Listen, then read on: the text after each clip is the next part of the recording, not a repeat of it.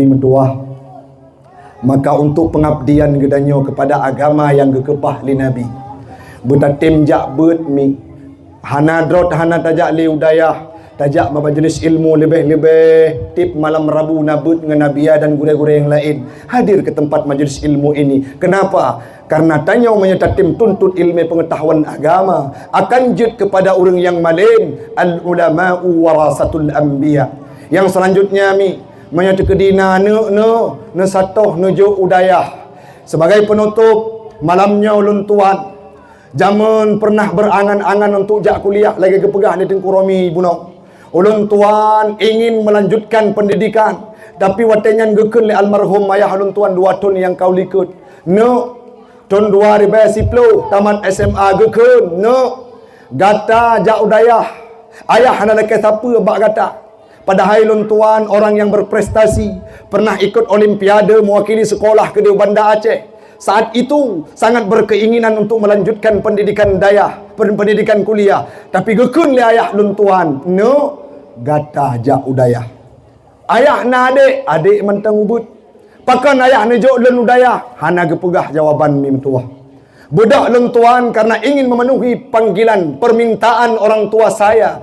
Tiba-tiba lun tuan lung kubah bandum angan-angan. Tidak mau saya kuliah karena permintaan orang tua yang bisa saja beliau akan meninggal dunia. Lun budak lun jakbut geintat ke draw dengan Honda kedih udayah cetrum.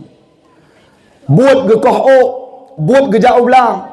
Geintat lung ge kenu bek keharap ku sawa lung ku minta rezeki ke gata.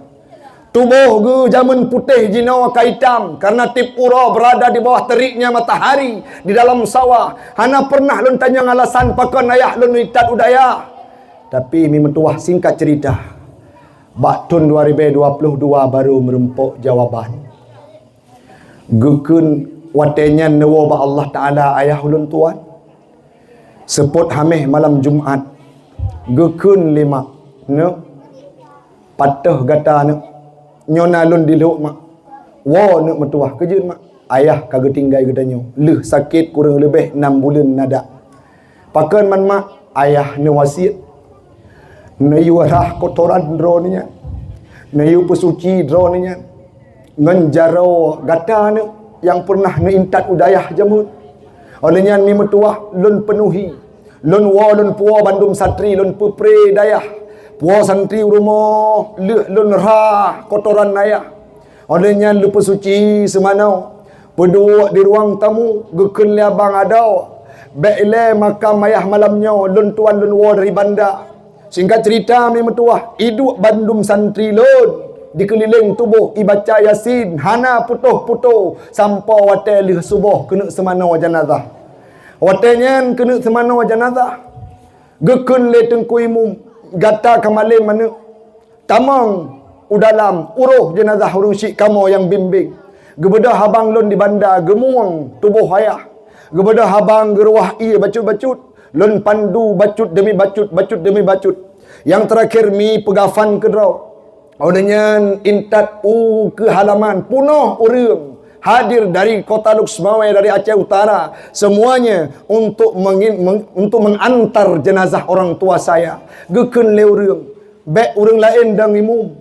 Anak draw ke jamun yang pernah geintat ke udayah cetruang. Bedah len mi dang di ke jenazah. Mubrab-brab ro imata. Lam hati lun bayangkan rupa ji nyawa jawaban. Pakan long gintat udayah jamun, pakan long gujo udayah jamun, sehingga jenazahnya tidak pernah disentuh oleh tangan orang lain melainkan anaknya. Ismano dikafani, bahkan saat datang ke hadapan makbarahnya, perpisahan terakhir urang syiklun kena talqin. Ulun tuan hana pernah talqin urang. Gepegah li Abi Ibrahim dan Abi Zainal Imam Syekh Nisam gekun ne urangnya perpisahan gata ngurung Syekh. Sering ayah gejak masjid ge cerita bak kamu harap ate wate wa Allah Taala berkata yang teliki sehingga mi metuah dengan berkat ilmu dari dayah yang lun satoh lun minta dari ayah dicetrung sehingga mampu lun uruh jenazah urang Syekh. Men tatanya malamnya. Mes andai ji hana drone hana nejo udayah. Akankah mereka menjadi pelaku untuk mengurus jenazah kita semua? Ataukah mereka menjadi penonton, menyaksikan orang lain menggotong tubuh kita untuk memandikannya? Yang jawaban nabak pribadi urung don masing-masing ni.